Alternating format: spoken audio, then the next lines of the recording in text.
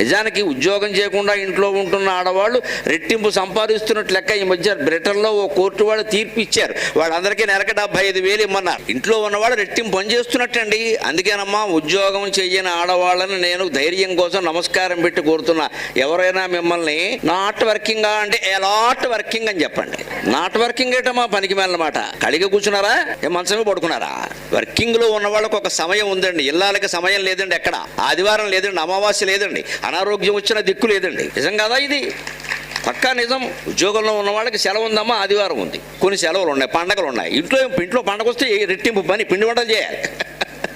మామూలు రోజు అయితే వంట ఉండదు, సరిపోతుంది. పండగ వస్తే ఏం చేసావమ్మా అంటాడు, మళ్ళీ అమ్మాను కూడా మమ్మీ అంటాడు. ఇది గొడవ.